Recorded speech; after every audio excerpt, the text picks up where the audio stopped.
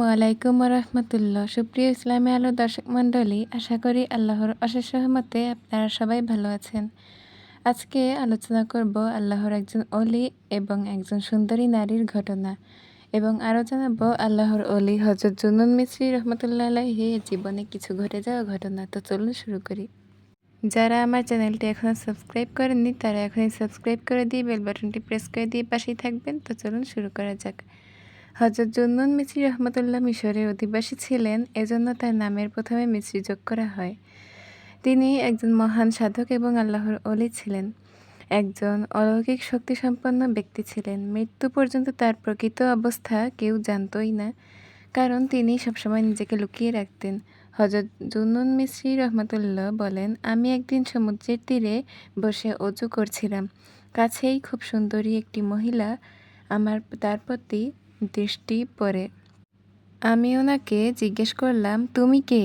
তিনি আমার প্রশ্নের উত্তর না দিয়ে বলল, দূর থেকে আমি তোমাকে দেখে পাগল ভেবেছিলাম।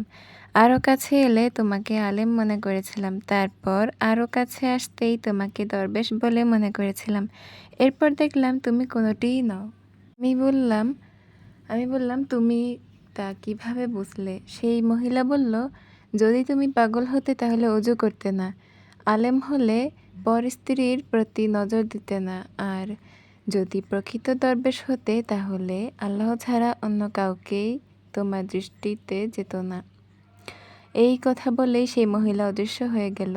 আমি বুঝলাম সেই ব্যক্তি মহিলা নয়, আমার সতর্কবার্তা পৌঁছানোর জন্য তার আবির্ভাব ঘটেছিল।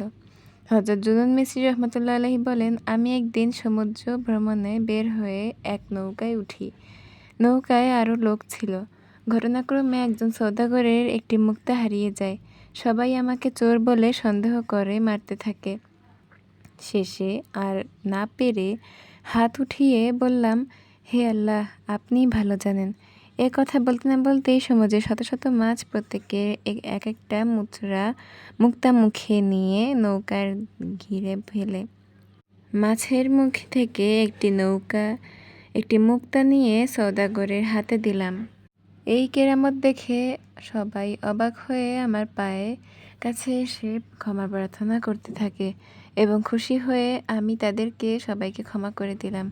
এই ঘটনার পর থেকে তিনি জুন্নুন মিসরি রহমতুল্লাহ নামে প্রসিদ্ধি লাভ করেন। হযরত জুন্নুন মিসরি রহমতুল্লাহ বলতেন, মানুষ যতক্ষণ আল্লাহ তাআলাকে ভয় করবে ততক্ষণ সঠিক পথে থাকবে। যার মনে আল্লাহর ভয় নেই সে ভুল পথে গিয়েছে। অসুস্থ মনে 4টি লক্ষণ। প্রথমত, সে ইবাদতে স্বাদ বা আনন্দ পায়নি। দ্বিতীয়ত, আল্লাহর ভয় তার অন্তরে থাকেই না। তৃতীয়ত, নসিহতের চোখে সে সবাইকে দেখে না। চতুর্থত, সে জ্ঞানের কথা শুনেও বোঝে না। তো এই ছিল আজকে ভিডিও। ভালো লাগলে লাইক, কমেন্ট, শেয়ার করে সাবস্ক্রাইব করে দিয়ে পাশেই থাকবেন। এতক্ষণ যারা আমার ভিডিওটি দেখছেন তাদের জন্য অসংখ্য ধন্যবাদ। সবাই ভালো থাকবেন, সুস্থ থাকবেন। আল্লাহ হাফেজ। আসসালামু আলাইকুম রাহমাতুল্লাহ।